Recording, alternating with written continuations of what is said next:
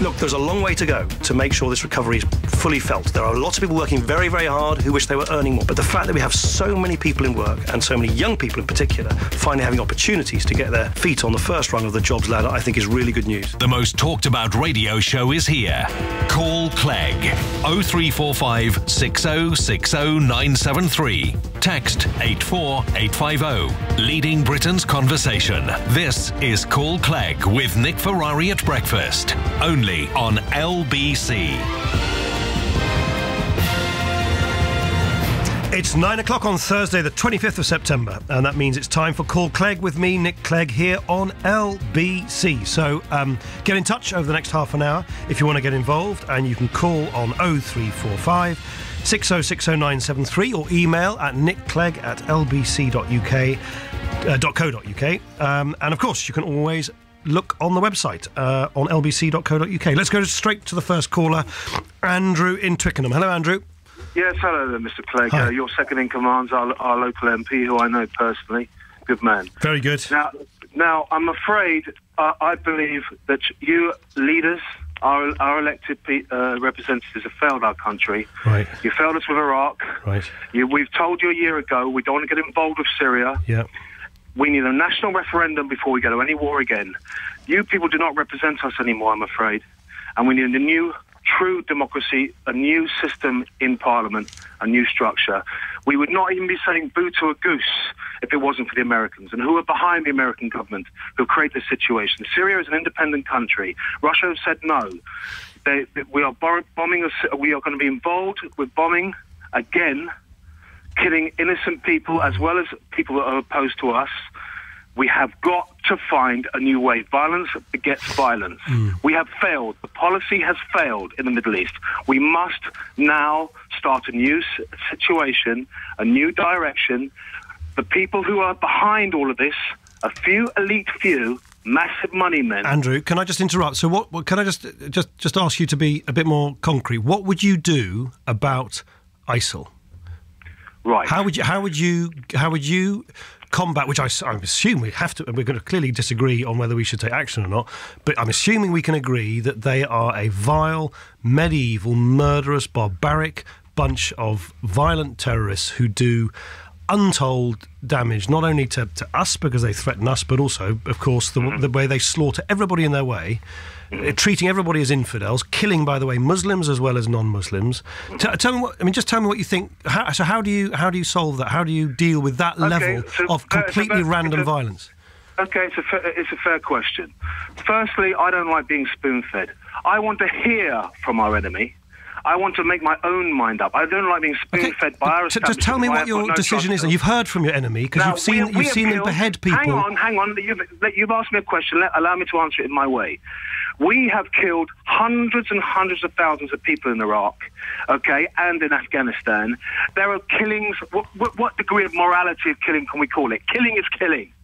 We have got to end the violence. Now, they are our so-called enemy. I want to hear from the so-called enemy. We've got to sit down with our enemies and we've got to talk. We've got to find a new direction. All right. Andrew, look, Andrew, can I just... As a middleman, Mr. Clegg, if you don't remember those videotapes from the man known as Jihadi John making his views perfectly clear to both the Prime Minister and President Obama, you've not been listening to them as I have. Deputy Prime Minister. No, Andrew, look, the idea that the notion that we could sit down and talk with people who have filled our television screens and the internet with pictures of them beheading innocent people. What about us beheading people from 10,000 feet with bombs, with tanks, with bullets? Andrew, listen. There are many different ways of beheading people. Let's listen. Andrew, listen. If you are, as a matter of principle, a pacifist, that is one thing. I'm not. I don't agree with you. I'm afraid, regrettably, I sometimes think the state needs to deploy force in order to keep us safe. But pacifism is a long-standing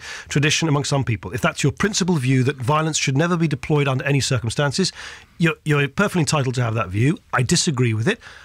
Like any human being, I wish the world was free of all violence all the time. I wish everybody were angels. I wish everybody could sit around and talk with each other as reasonable human beings. You cannot talk to these fanatics. You cannot. They don't want to. They've made it quite clear that they regard anybody, and by the way, this is really important to stress this, anybody, including other people from the Muslim faith, anyone who doesn't subscribe to their warped, perverted, extremist form of Islam, and it's not Islam, by the way, it's an insult to every devout Muslim, the views that they hold, they slaughter them. I mean, it is quite astonishing, the kind of medieval extremism with which they operate. And here's the thing, Andrew. You say that somehow this would be a divisive thing to do. Everybody across the whole world, you saw at the United Nations, are united in their view that on this at least, they all believe, whether it's the countries in the region, whether it's people in Australia, whether it's people in America, whether it's people in Europe, everybody agrees we need to work together. And all that we are saying as a government, and this is what we'll be putting to a vote tomorrow in the House of Commons, is we're saying, look, are we, the United Kingdom, going to play our part or not? We're not going to pretend we're going to do everything everywhere. We're not even going to pretend that airstrikes on their own are the solution, because you also need people like the Iraqi army, like the Peshmerga in the Kurdish north of Iraq, to do what they need to do on the ground. But are we at least going to play our part, provide our bit of the jigsaw to the huge international coalition which has been assembled against ISIL? And I, unlike you, Andrew, think it would be quite extraordinary after what we've seen if we basically said, you know what, we're going to wash our hands of all of this and allow other people to do our dirty work for us.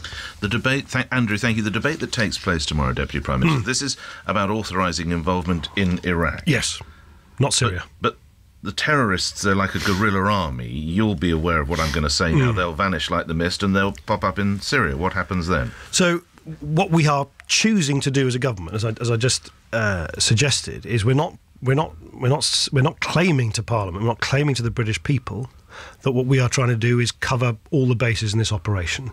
As you know, there are a number of Arab countries that are taking military action in Syria as we speak, and the Americans obviously involved in that too. What we have decided is that what we put before Parliament is how we will react to the specific request from the Iraqi government to help them in Iraq, and that's where we feel that we can play a useful role. That's where we will make our contribution. But you're quite right, we're being quite open about the fact that we're not pretending that we're kind of covering every area. Because they'll just melt away to Syrian villages and towns, won't they? I think my own... There is a danger.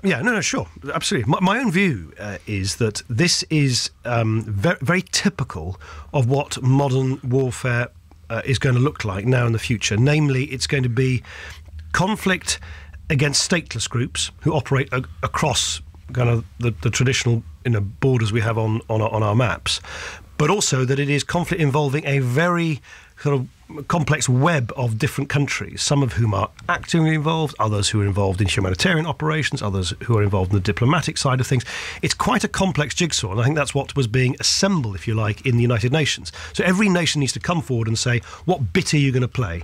And we are choosing to say this is where we think we can play a particularly useful role militarily, and that's what will be subject to the vote tomorrow. If we were to decide, and I can't stress enough, that's not a decision that has remotely been taken, or it may never be taken, if we were to decide to play a fuller role beyond Iraq and in Syria, then we'd go back to Parliament for another debate and a vote. I think that's a sensible way to proceed. Do you ever see a time there might actually be British military on the ground? No. There will not be British combat forces on the ground.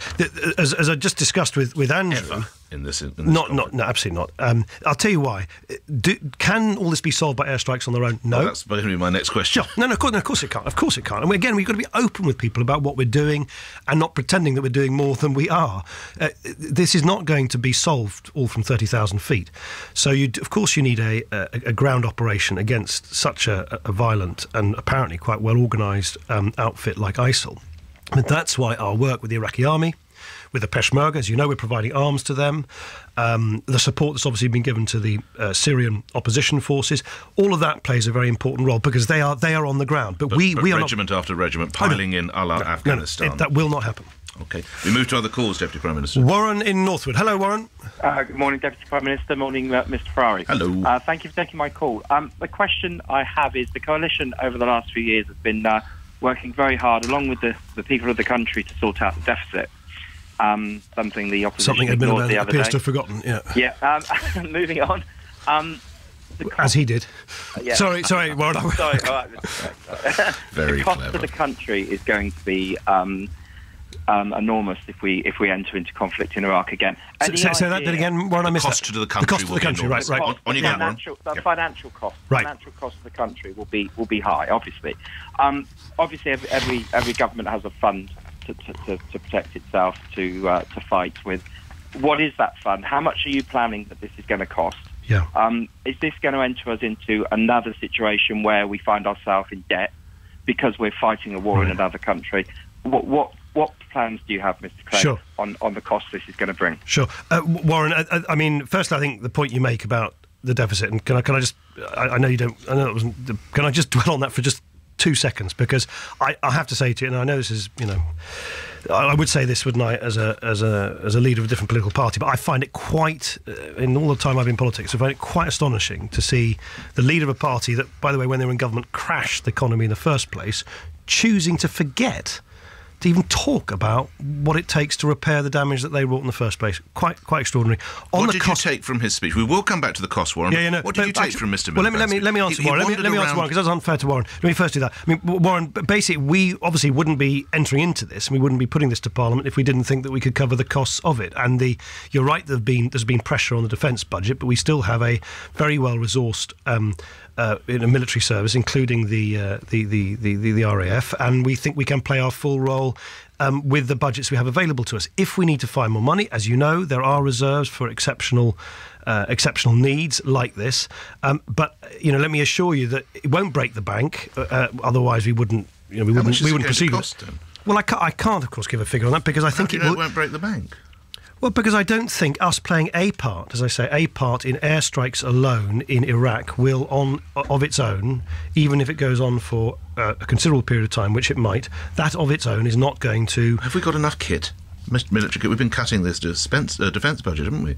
Yeah, no. Well, of course you need to buy. Of course, you need to buy new kit. But we've been having defence budget reviews. There's less money into the Ministry of Defence than ever before. Yes, but we've reconfigured our armed forces precisely so that they can undertake operations like this. Is that right?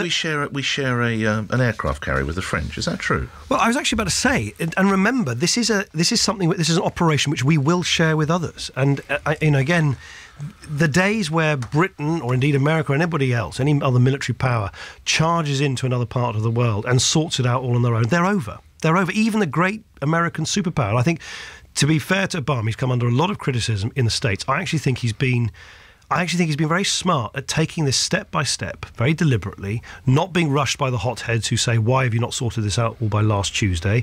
Not indulging in this illusion that somehow all you need to do is switch push a button in the Pentagon and everything is sorted. I think he's realised rightly, as we realise as well, that this is part of the most important thing in all of this is assembling a coalition of other countries, including Arab countries, and they are undertaking military strikes themselves. So it won't all fall on our shoulders, Warren, and we wouldn't be putting this forward tomorrow if we didn't think that we could shoulder the costs of this operation. Quick response, Warren. Do you have any figures, Mr. Clegg? We haven't had any figures from you. No, I can't give you figures, Warren, because I can't. All I can say to you is that we think that running airstrikes in that part of the world is something that we can do within the support we give to our military services already. But as I say, we will do what it takes to make sure that we play our part. I can't give you a particular pounds and pence figure because, of course, some people say that this might take a relatively sort of long period of time. Other people think it might be shorter. Other people might think it should be longer. But putting a price tag on it for that reason is not something I can do. But I don't think an operation like this, given that it's confined to airstrikes in quite a circumscribed area alongside other countries, I think that is something we can do. All right, Warren, thank you. Warren's question, of course, Deputy Prime Minister, comes out of concern regarding the economy, and we very briefly touched on that and the deficit. And Ed Miliband's speech, he talked in his speech about how he likes to wander around talking to women in park and a man in Hampstead Heath in the old days. That could get you arrested. But what did you take from that particular speech? What I found unusual about it, the most glaring thing was what it didn't say. As I say, for a party that crashed the economy, for a man who never apologised for that, to now show no humility at all for Labour's role in creating the problems we've had to clear up at all, I find it I just find it an extraordinary kind of dereliction of duty and a sort of form of wishful thinking that somehow Labour can wash its hands of the responsibility for the problems the country has faced. But more broadly than that, I thought what I found very surprising about it was there's lots and lots of stuff about how ghastly the coalition is, how awful everything is, and how nasty everybody is, and the coalition's rotten, And then what were the answers? The answers were a ministerial pay cut that we've implemented already, an extension of a child benefit, a limit on the increase in child benefit, which we've introduced already, which they previously said that they would reverse, and a very small additional dollop of money for the NHS, which no one in the NHS think will seriously solve the problems in the NHS, and a refusal to actually also talk about reform of the NHS as much as also, of course, about the crucial issue of the funding of the NHS. So I just found it a kind of not only an incomplete speech, but a very thin one. And I'm sure he will say equally flattering things about my speech when I give it in a week or two. We're all looking forward to that. I have to interrupt. You're listening to LBC News breaking at this time, 9:15. Radical preacher Anjem Choudhury is one of the 9 men arrested today as part of an investigation into Islamist terrorism, sources are telling the Press Association. So that's Anjem Choudhury, believed to be one of the 9 men arrested today as part of an investigation into Islamist terrorism. We'll give you more details on that, I'm sure, in our news bulletin. If we can move to this caller, we move to the next caller as Deputy Prime Minister. Where are we going? Alex in Colindale. Hello, Alex. Morning, Deputy Prime Minister. I feel like I've just got out of the DeLorean and I'm witnessing the alternative 2014 because listening to you this morning is really making my head hurt. Right. I mean, for a start, you're justifying deploying British planes and weaponry in the Iraq region again. I'm sure if I wasn't in a dream, we were there for 10 years and we've only just got out. So you tell me what I've missed, that we need to be back somewhere where we've been for the last 10 years. Sure. And then my question is about Miliband's very good speech that he made this week about the NHS and saving the NHS. You're saying, we don't know if there's going to be enough money for the NHS. There's enough money to go and bomb people in Iraq, but there's not enough money for the NHS. There's enough money. Right. Hold on, let me finish my question. There's enough money to get involved again in an area we've been for 10 years, as well as Afghanistan. God knows how much that will cost. But there's not enough money for ambulances and people's local A&Es to stay open. So what Miliband is saying is, hold on, we need to get our priorities right here. We need to get our priorities right here. And that's what that speech was about. It was about priorities. I'm afraid... All right. Let's get an answer. I'm not cutting you off, but it's beginning to become almost Miliband-esque. Can I have a go? Because my head's going to start hurting, Alex. Can I just say a few things? Firstly, you cannot pay for the NHS unless you have a strong economy.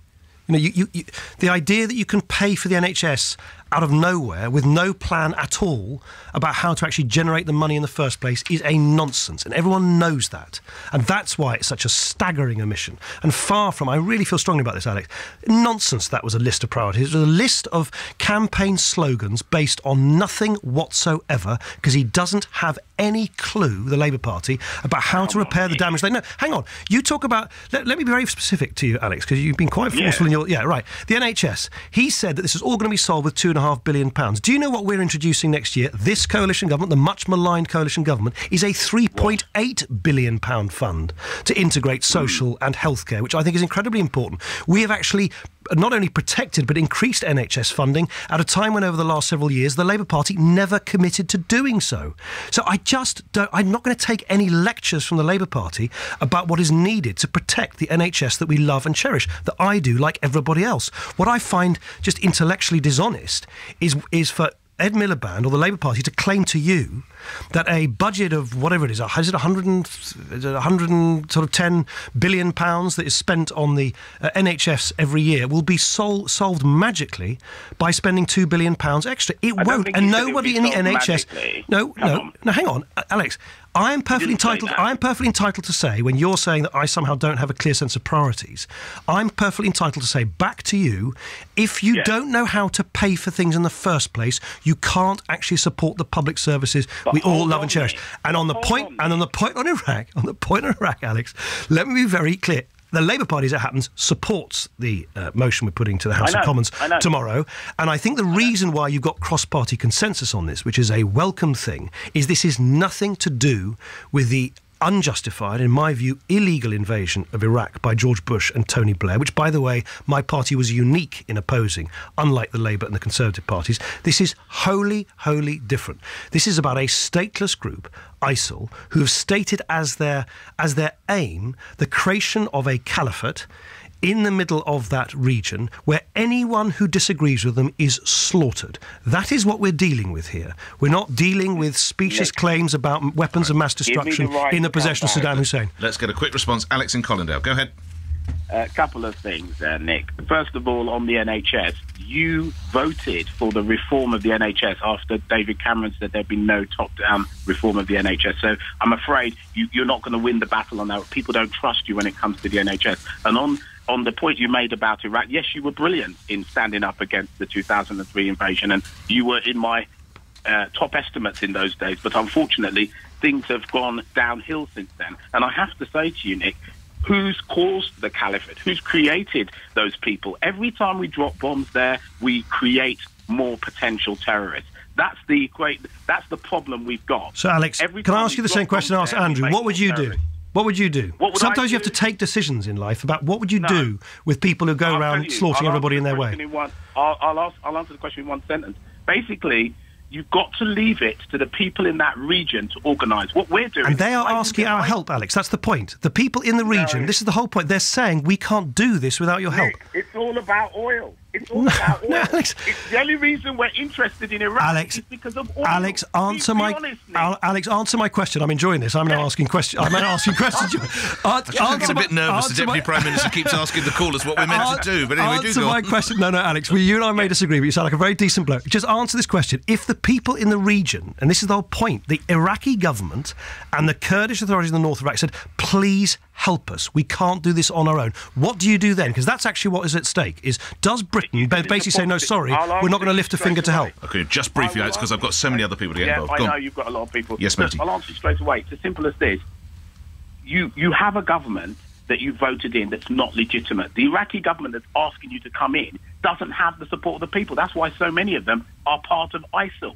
You see, you're playing with fire in a region you do not understand. All right, a quick response. Or should we move on? Well, just very, very quick response, Alex, which is the composition of the Iraqi government is actually incredibly important. And what I do accept, and I think everyone has said this, is that the previous Iraqi government, run by Mr. Maliki, did very, very badly in reaching out to the Sunni community in Iraq and elsewhere, and did cause a lot of grievance. I think that is a perfectly legitimate point to make. The whole point about the new government after Mr. Maliki left is that it's precisely that it is seeking to represent all of Iraq, and that new government constituted on a much more sort of plural, generous basis, if you like, than Mr. Maliki's outgoing administration, who said, please, outside world, help us. We cannot govern ourselves. We cannot provide the peace and prosperity we want for our own people without your help. And my question is, and we probably have to call it a day, Alex, between you and I right now, is if someone in the region asks for your help, do we, as the British people, say, do you know what, we're not going to lift a finger to help or not? I think we should play our part. Let's get other questions via emails. Jim in Acton says there's a Latvian suspect in connection with the disappearance of Alice Gross. Nick Clegg, you are a convicted European. How come a murderer is allowed to get into this country? I strongly agree with Jim. He is a suspect, by the way, so we make that all clear. Go ahead. I totally agree with Jim. I think this has really, really shocked people. My heart obviously goes out to the family and friends of Alice, who's now gone missing for such a long period of time. And as you say, that nothing's been sort of proved, but the sort of finger of suspicion is pointing very clearly at this Latvian individual. Jim's question is, well, why did we not know that he had this record? How did he get in? He murdered his wife. Well, I think what we need to do to solve this is that where someone has been convicted of a crime elsewhere in the European Union, because, of course, once people are released from prison and they've done their time, just like a Brit. Once they've been released from prison, they can travel to other countries. It's not a sort of you're not released from prison and then have a travel ban. That doesn't other than in very exceptional circumstances, that doesn't happen. So it's not a new problem. So what do we do? So what we need to do is we need to provide much more information. This is a real failing in the European Union that the countries in the European Union don't send automatically much more information to each other about individuals who have a serious criminal record, even if they've done their time. And that can easily be fixed. It can easily be fixed by probation authorities and the police and criminal justice authorities just pooling a lot more information. You can create databases about, and you can decide, for instance, which crimes you have on that database, or for what period of time after the sentence has been served. You wouldn't have more robust checks at the point of entry, as in Australia or the US?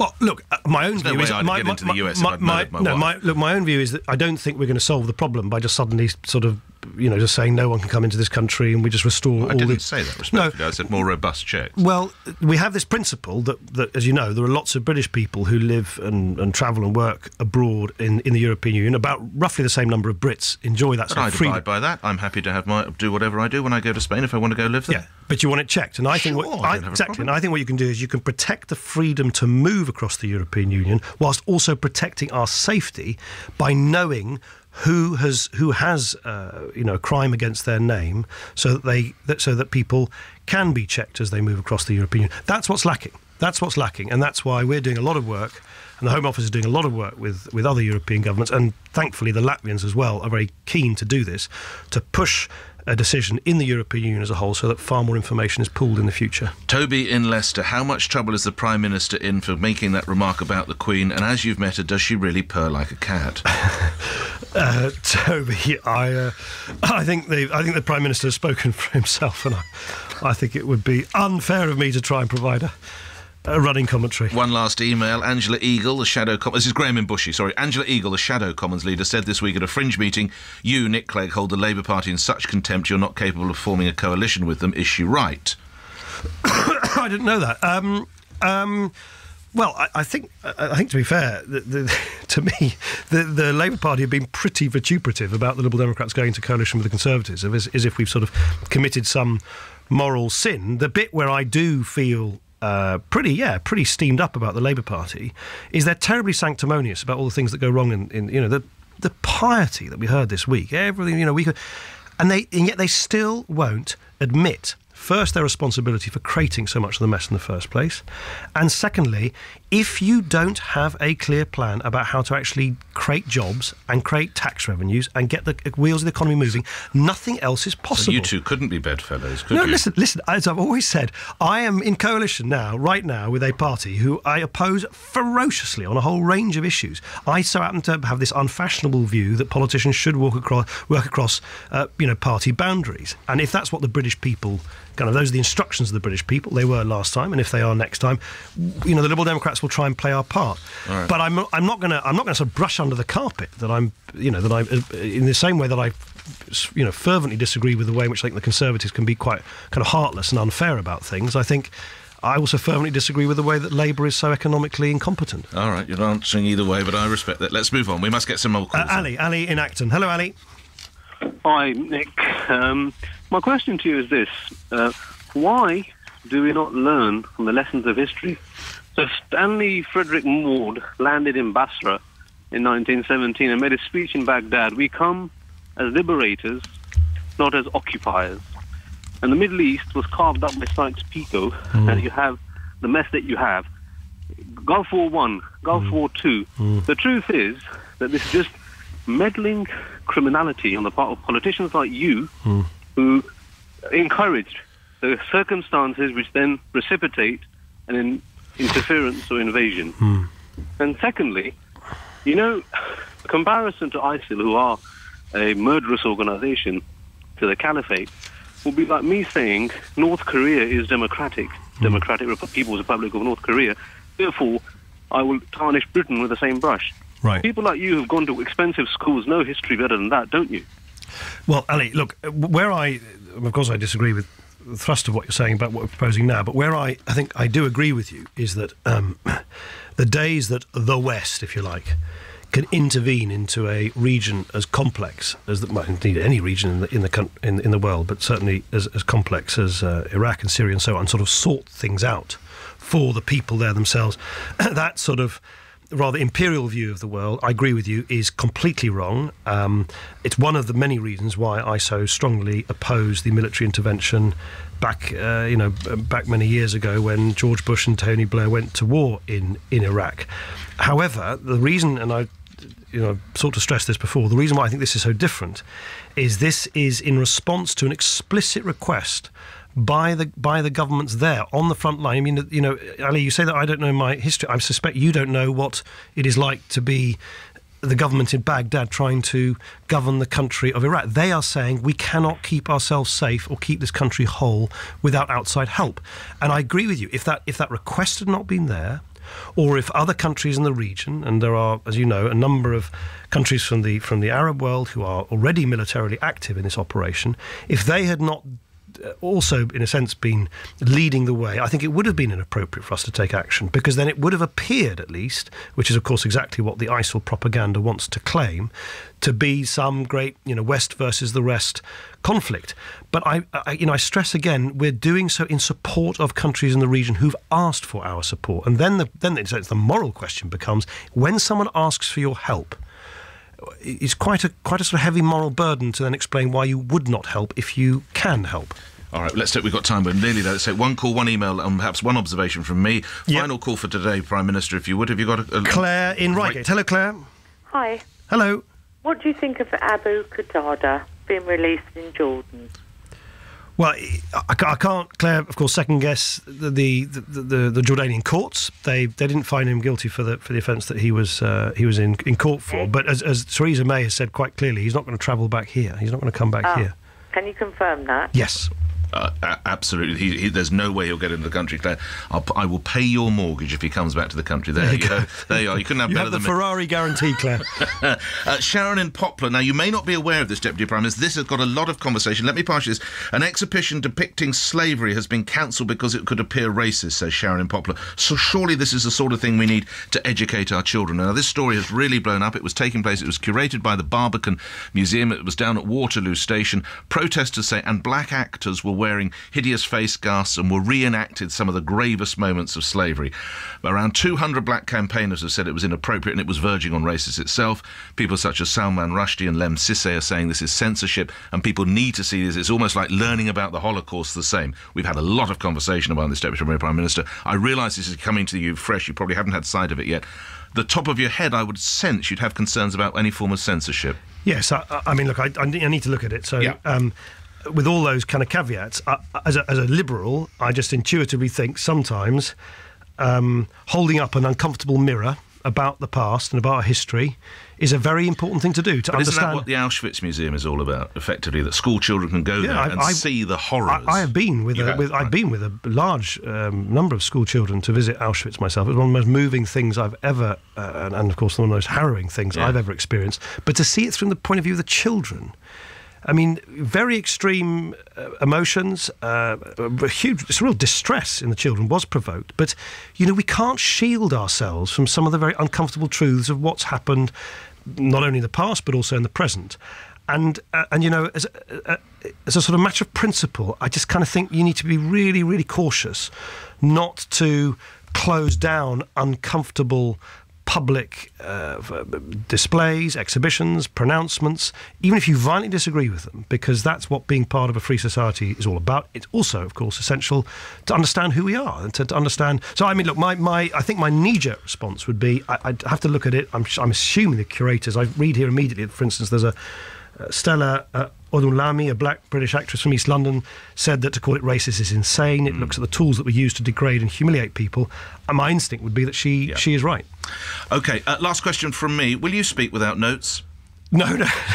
I'll be speaking with the safety, the trapeze safety of an auto cue system. Seems to make sense to me. That's the way I do it. That's why they were invented. But I have no auto cue this morning. So you have no auto. Look, hands free this morning. I say this whenever I'm interviewed. He has no idea of the questions. He has no sight of the questions. He simply calls a name and then he takes it and he bats it down the park. He doesn't do badly. It's called Clegg. It's here on LBC with Nick Clegg, Deputy Prime Minister. Thank you. News is next. Thank you.